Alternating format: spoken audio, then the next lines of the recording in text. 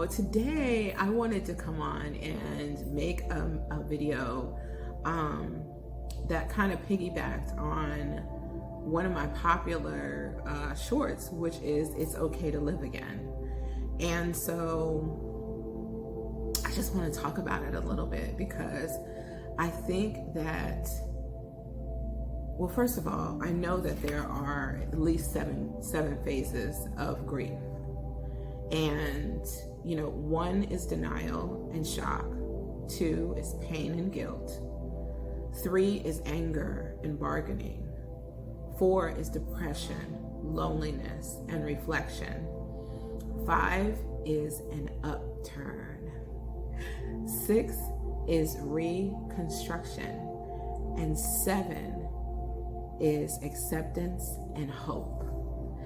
And so as you move through these stages, and some may stay in one stage longer than another, I know I personally did, but once you start that upturn and you start doing the reconstruction and you get to the acceptance and hope, it's really okay to allow all of the oldness, and not the oldness as far as like you forgetting about your loved one. I mean, we all know that that's impossible, so let's not even go there, right? But you've moved through all of these at least 6 stages, let's say, right? And so now it's like it's time for a new normal. That person will never be forgotten, but that person would not want you to spend the rest of your entire life concentrated on the fact that they're no longer here. That's why there is acceptance and hope. Like acceptance that this is the reality.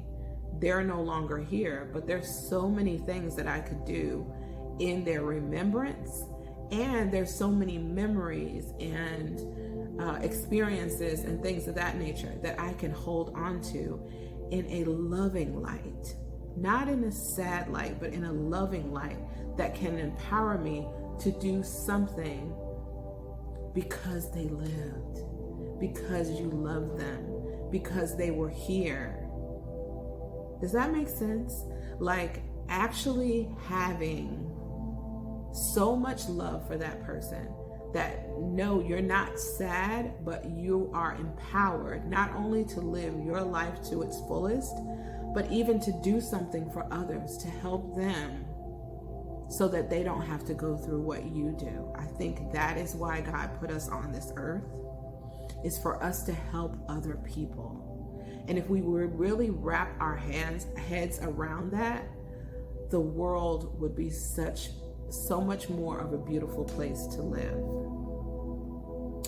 It is okay to live again. It is okay to live again. It is okay to love again. It is okay to do all of those things.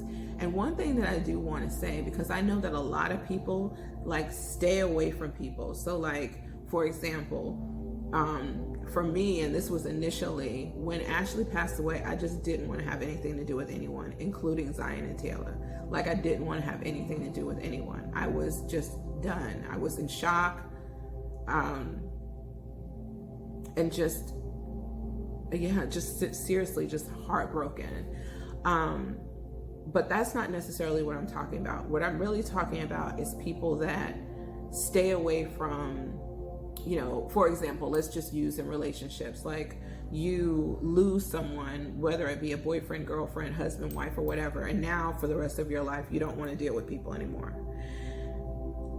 That is kind of sort of impossible. Like we must go through the ebbs and flows of life. You cannot stop doing something and that you're never going to be affected by it anymore. It just doesn't work that way.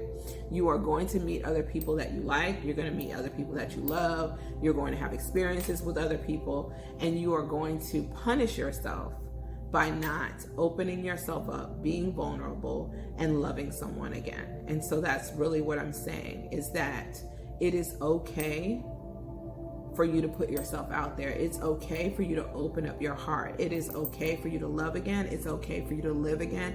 It is okay. Because it really is a part of life. This is how life is supposed to go. We're not supposed to get stuck in one place. We get stuck in one place because we don't want to deal with it. We don't want to have it happen again, but it happens anyway. It happens anyway because that is a part of life. That is the reason why I'm so adamant about having a relationship with God, because when you have a relationship with God, all of those things kind of fall away. Because you have faith in knowing that all is well, regardless of what is happening, regardless of whether something good is happening, whether something bad is happening, whether something tragic is happening, whether your life is flipped upside down, you have the faith in knowing that all is well, that God, whatever is taking place, it is all going to come out for your good. And so I just wanted to come and say that all is well. It is okay. Please, anyone who has lost a spouse, has gone through a breakup, has lost a job, has lost a child, has lost a loved one, a mom, a dad, or whatever, that person, those situations are just experiences in your life. And not just experiences, but they're experiences in your life that have to take place, but they take you to another level if you would allow it to. Obviously, we have to go through these phases, right, of grief, and even if it is a job or career or whatever the case may be. But at the end of the day, there's something beautiful that can come out of every experience that we have in life if we just accept it as it is, allow ourselves to move through the different processes and phases and stuff that we have to go through.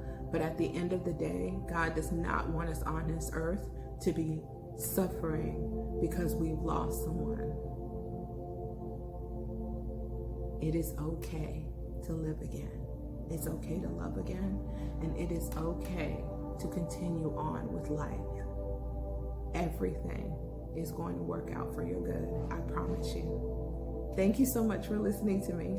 I'll see you tomorrow.